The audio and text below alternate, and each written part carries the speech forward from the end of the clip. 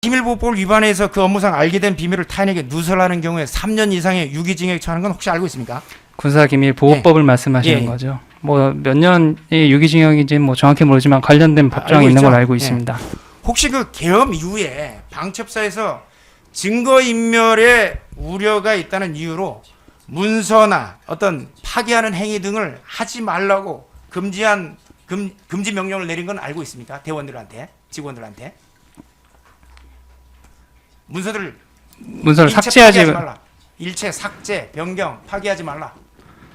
뭐 이후에 그런 공문들이 방첩사가 아니라 국방부에서 내려온 게 아닌지 모르겠습니다. 예, 이것도 물어보겠습니다. 예. 이런 얘기를 들은 바 있죠? 네. 예. 아까 얘기했던 박성화 실장 얘기에 따르면 국방부에서 그때 당시에 서류들을 파기하지 말라는 지시도 있었고, 당시 참모장도 계엄 해제 후에 문서의 임의 파기 또는 뭐 파일 수정, 삭제 등을 하지 말라고 지시가 있었다고 하는데 이런 지시가 있었음을 혹시 알고 있습니까? 네, 정확히 언제 하달했는지 모르겠지만 그런 내용이 있었던 걸로 국방부에서 이런 기억합니다. 지시들이 있었다는 걸 알고 있죠. 네. 혹시 그럼에도 불구하고 이 사건 대화방에 그 대통령님과 장관님과의 대화의 내용을 전파했다면 계엄과 관련해서 가장 중요한 정보가 될 수 있는데 이 단체 대화방을 삭제한 이유가 뭡니까? 이거 증거인멸을 한 거 아닌가요, 혹시? 증거인멸이 목적이었으면 제가 무슨 죄를 지어서 증거를 인멸될 목적이었으면 제가 공처 가서 신고를 했겠습니까? 네, 무서웠다면서요? 제가 말씀드렸던 무서웠다라는 거는 사실 이거를 이렇게 신고나 진술을 했을 때 저한테 저의 신상에 미치는 부분, 당시 공수처 진술조서에서도 아마 써 있었던 걸로 기억이 나는데 국가기관의 보복이 우려되어서 저를 가명조서를 쓴다라는 얘기를 본 기억이 있는데요. 그거 같은 게 무섭다라는 거지 뭐 그걸 가지고 인멸을 한다 뭐 이런 취지는 없었고, 두 번째는 이 비아폰이라는 거는 아까 우리 변호사님 말씀하신 것처럼 평소에도 군사 기밀을 유통하고 소통하는 장치로 씁니다. 근데 이게 계속 누적돼 있으면은 만약에 비아폰 잊어버리면은 이게 저한테 넘어가면 그대로 비밀이 다 넘어가는 거지 않습니까? 그래서 주기적으로 그 방을 리셋하는 게 있습니다. 그때 당시 잠깐만요. 주기적으로 리셋한다는 의미에서 그 방을 삭제한 거예요, 그러면? 삭제가 아니라 그때 이제 비상계엄이 해제되고 상황이 종료되는 시점에서 그 방에 있었던 참석자들이 다 나갔습니다. 자발적으로. 퇴장을 하니까. 그래서 자연스럽게 없어진 네, 저는 그렇게 기억합니다. 혹시 본인이 군사기밀 누설죄 책임질 우려가 있어서 삭제 나가라고 하거나 삭제 이렇게 한 거 아닙니까? 네, 그렇지는 않습니다. 그렇지 않습니까? 혹시 그 대통령과 장관과의 대화 내용이 없었음에도 불구하고 들었다고 주장하기 위해서 허위로 단체 대화방에 전파했다고 진술한 거 아닙니까? 아, 제가요? 네. 아, 제가 마치 과시를 목적으로 진술했다고 물어보시는 겁니까?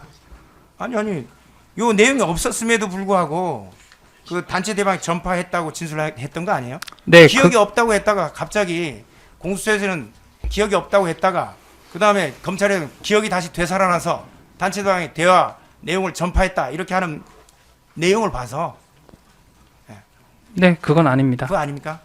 이사님. 네, 알겠습니다. 예, 반대시면 뭐 더 하실 거 있으세요? 네, 김지희 변호사님. 두 가지만 물어보겠습니다.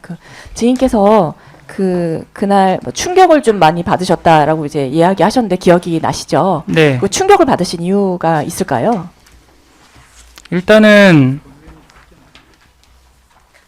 그 단어를 대통령의 육성을 듣고 부분을 물어보시는 겁니까? 아니요, 그냥 충격을 받았다고 말씀하셔서 네. 어떤 내용, 왜 충격을 받으셨고 그 이유가 뭔지 이제 여쭤보는 겁니다.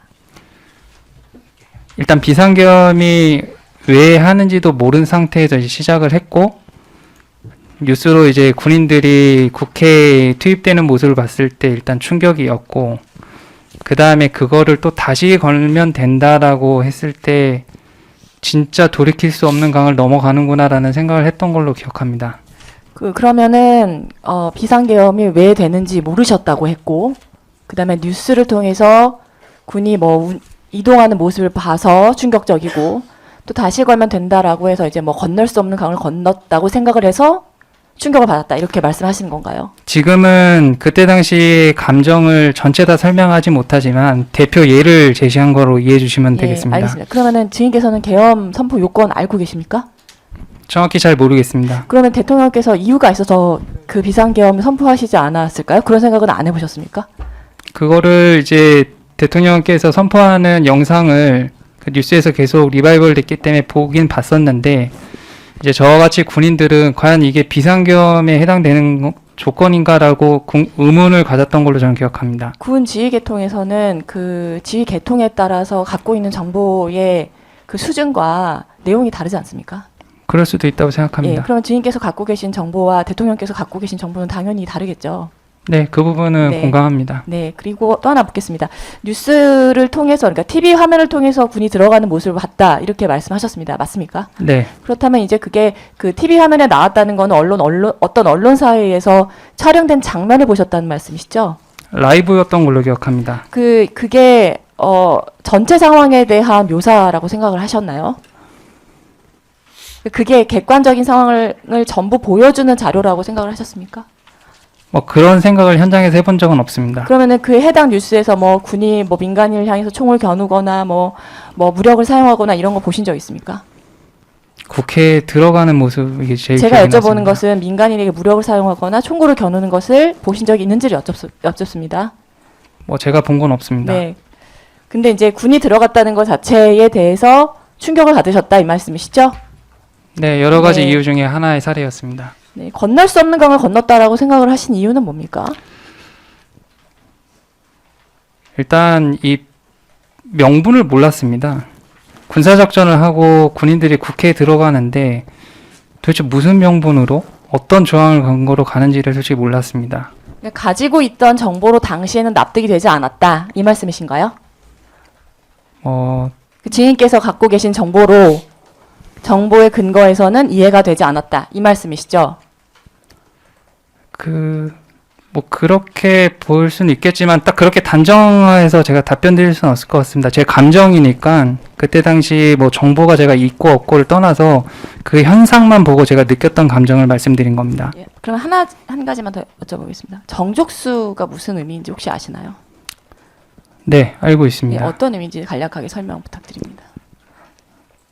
국회에서 어떤 법안이나 의결을 할 때 필요한 인원수를 그때 당시 생각했습니다. 당시에 그러면은 계엄을 해제하기 위한 요건이나 뭐 계엄법에 대해서도 알고 계셨던 상황인가요? 정확히 잘 모르는 상황이었습니다. 아, 당시에는 모르는 상황이었고 나중에 언론 보도를 통해서 알고 계신 거죠?